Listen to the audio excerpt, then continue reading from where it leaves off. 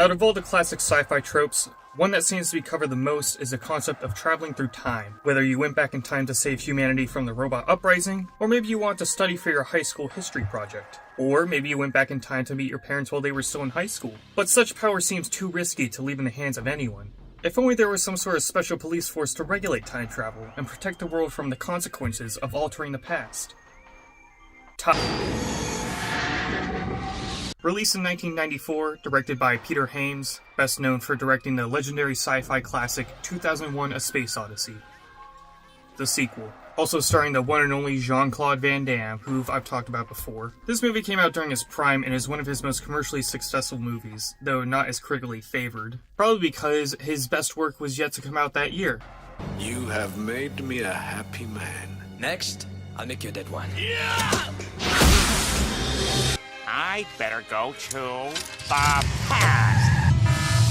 In the year 1994, there's been a breakthrough in the development of time travel, with people now having the means to go backwards in time. However, we already start to see an exploitation of this technology as seen in the opening of the film. So, in order to prevent people from misusing this technology and making drastic alterations to the past, the US government has agreed to fund the Time Enforcement Commission, or the TEC for short, all while under the supervision of Senator Aaron McComb. Once the TEC is built and established, we start to get an insight on its operations. Basically what they do is they track down any disturbances from the past and send an agent to go fix it. And once the offender is apprehended, they are immediately put on time trial. And if found guilty, they're just sentenced to capital punishment. Death to be carried out immediately. There are some limitations in this technology, such as unable to go forward in time, and it's also established that making contact with your previous self is a no-go, so I don't think that will come in later in the movie. But what's a special agency without some special agents? This is our main character, Max Walker. You can tell he's the main character because he does this shit. Read it.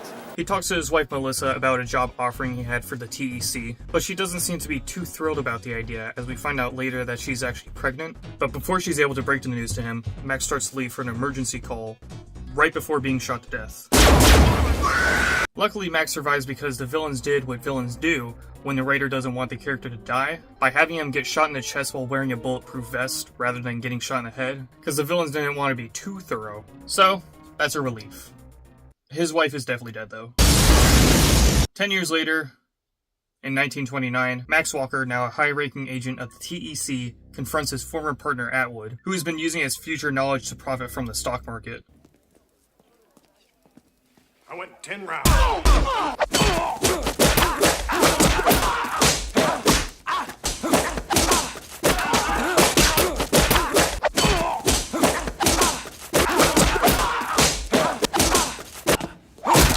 But before being put on trial, Atwood admits to Walker that he was hired by someone to bring in profits for a secret project. But out of fear of getting his family lineage completely erased, he keeps quiet and is just sentenced to death. Who can this mysterious puppet master be? We may never know. It's Aaron McComb. I'd like to sign up for an evil loan. The senator guy from the beginning of the movie has been using the TEC to raise funds for his presidential campaign. And plot twist number 2, he was the one who hired the guys to attack Walker and blow up his home. But since Walker survived and is now aware of his master plan, McComb now has to snuff him out by sending hitmen to his apartment.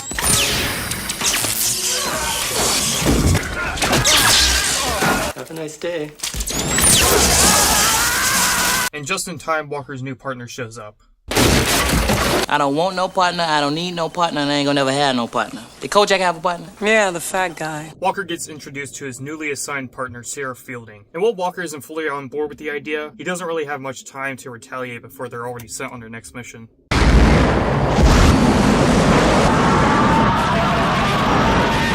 Once they arrive at their destination, they witness McComb from the future interrupting a meeting with his past self to prevent him from selling a share of some computer chip development company. And Walker tries to put a stop to it, but turns out Fielding was working for McComb the whole time. Who could have saw that coming? And after future McComb kills the computer chip guy, fighting shenanigans ensue.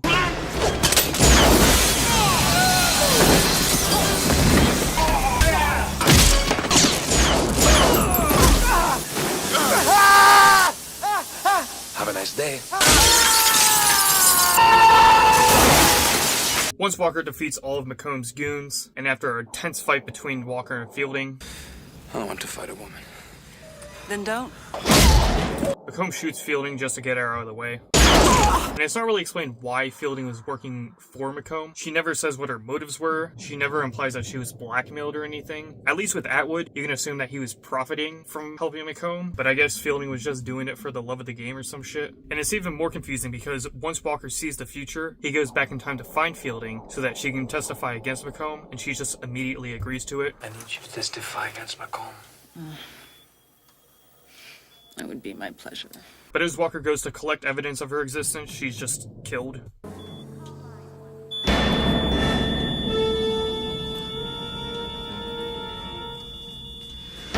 Oopsie daisy. I have an ID. While Walker was gathering evidence, he finds a blood sample from his wife Melissa, then realizes that she's still alive at that moment. Walker finds her at the mall from earlier to warn her about the attack, and later at the house. Also, I wanted to go on a small tangent. I don't know what the fuck house they're living in. It just looks like it's straight from that fucking Addams Family. Back at the house, Melissa tries to stop younger Max from leaving, and the events from the start of the movie play out again. Now it's future Max there to save the day. Who the fuck are you? Friend of the family.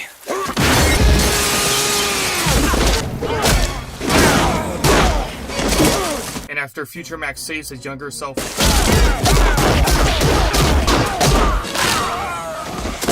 we get a bit more context of what happened earlier in the movie. McComb had gone back in time to trap Melissa, planted an explosive, and then just blew up his house, killing her, and now future Max and himself, so that his younger self can go on and win the election. But Max is 2 steps ahead, and he had actually lured the younger McComb into the house. Now it's time to use that little piece of lore that was set up at the beginning of the movie. I must be on Broadway.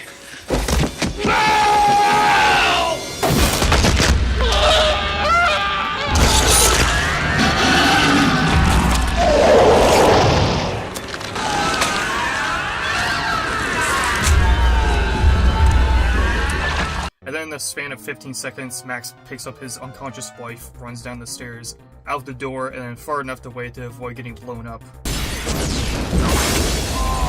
And once Walker gets back to the future, everything's back to normal. McComb has been missing for the past 10 years, Fielding is still alive, and Max gets to return home to see his wife still alive, and he gets to meet his son for the first time. Dad, I'm gonna set you barbecue hot dogs. Yeah.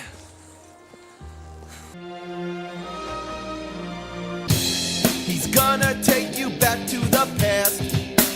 Logic when it comes to time travel can be one of the most confusing and convoluted things in fiction. In fact, there's so many paradoxes when it comes to time travel. There's stuff like the grandfather paradox, the bootstrap paradox, the predestination paradox, and so on and so forth. Typically, the types of time travel that you see in fiction is either the series of events are already set up, and you see how things that happen earlier in the movie are caused by something that happens later in the movie. What are you doing home, Dad? I'm looking for my keys. Oh, You haven't done anything with them, have you? no, sir. After the report, we'll time travel back to 2 days ago, steal your dad's keys, and leave them here. That way, when we get here now, they'll be waiting for us. See? Whoa, yeah! And there's the other where you see the previous version of the setting and the result caused by time travel.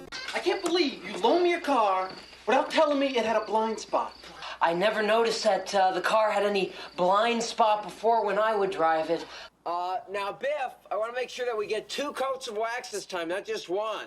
Just finishing up the second coat now. Now, Biff, don't con me. Time Cop mostly does the latter, but also does a bit of the first one, because you do see alternate timelines of characters being different than they were before, or just straight up not existing. And you get to see 2 different versions of the same scene, like the mall scene or the home invasion.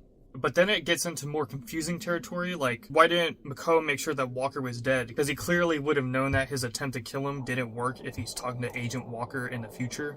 Was future Walker saving his previous self a sign of fate, or was it just a crazy coincidence? What if he didn't end up saving himself? What would have happened? If Walker killed both versions of McComb, then would any of the events have happened at all? Does Walker have any memories of his son now, or does he just not have any memories of his son at all? And then it gets into the territory where the story creates its own rules and logic of time travel. For example, the movie states that you can't go forwards in time because the future hasn't been created yet. You can't go forward because the future hasn't happened yet. Which I don't know why that's more inconceivable than going backwards in time. Going forwards in time, that's just ridiculous. And then even farther, the movie establishes that you can't make contact with your previous self. Every time an agent goes back, he risks making contact with the past version of himself. That could be a disaster. And why is that, Senator? The same matter can't occupy the same space at the same time. And this is a trope that I've seen in other movies like Peabody and Sherman and even like Steel Ball Run, even though that's technically not time travel, but it's still similar. The explanation in the movie is just that matter can't exist at the same time in the same place. And it's just hard not to question, like, why would that happen? Like, is that how molecules work? Do they have some sort of identification system to know which ones are the same ones? And then it starts to get into questions of like, alright, well, if I were to wear a glove and I touch my previous self, would that do anything? Could I touch my forehead with my finger? Would that still cause it? Are those the same molecules? Does this apply to inanimate objects? It's just one of those things in fictions where you can't really object to it because there's really no ways to prove whether or not that would happen, so you just kind of have to accept it, which really is kind of the best way to enjoy a movie like this.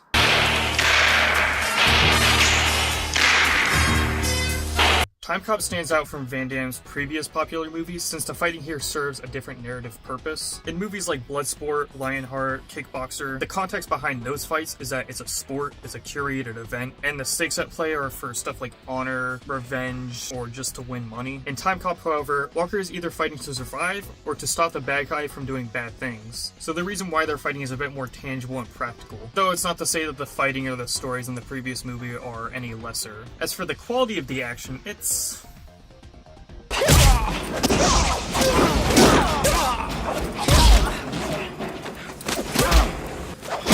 the film has pretty standard stuff for action movies in that era. Shootouts, explosions, stunts. The fight choreography can be a bit of a mixed bag. There's some pretty cool and creative moments in there. And then there's other times where it's just like, what the fuck are they even doing?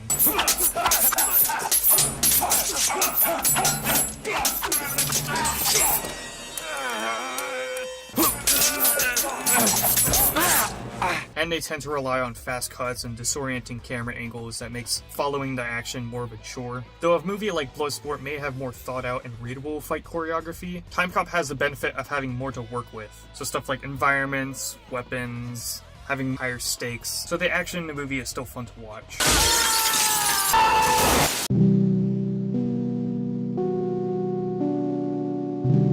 While this movie is one of Van Damme's highest grossing films, its reception at the time was met with a very overwhelming The movie was viewed as a bargain bin Terminator, which really didn't help because Judgment Day came out 3 years prior, and that movie had a much better story and much better visuals that still hold up to this day, as opposed to... Which, it's funny that the movie gets compared to Terminator, because to me it gives off more RoboCop vibes. A cop who faces a terrible tragedy and gets roped into some high-tech experimental police project, only for said project to be taken advantage by a power-hungry elite, even killing off his competitors. Although people back in the day were just like, hey, this movie has time travel. You know what else has time travel? Terminator. Basically the same movie. But I think nowadays people look back on it as just like a fun action movie to not take too seriously. And personally, out of the handful of Van Damme movies that I've seen, I would say this is probably my favorite one. While I did enjoy Bloodsport, I feel like Time Cop's more serious tone and higher stakes and the ambitious sci-fi aspect I felt hit more than Bloodsport did. There were some shots in this movie that actually looked really good for a movie made in 1994. For the most part. And I think the best part of this movie are its set pieces, like the TEC Center, the time machine, the futuristic cars, and the little terminals that they use. It's pretty sick looking. Although I will admit the futuristic stuff does kind of stand out because most of it is just like regular 90s America. I wish that they went a bit more out there with their interpretation of the future, even though it's like 10 years and that's not a whole lot of time. It's already a movie about time travel. You know, there's already time machines. They're already kind of being more ambitious. So this movie would go on to get a direct-to-video sequel, not starring Van Damme. It would get a short-lived TV series, and it also got a Super Nintendo game. But other than that, the film didn't really seem to have that big of an impact, at least compared to Van Damme's previous work. But despite all that, Time Cop still lives in our heart, even 30 years in the future. And with that said, maybe stay out of trouble with the TEC.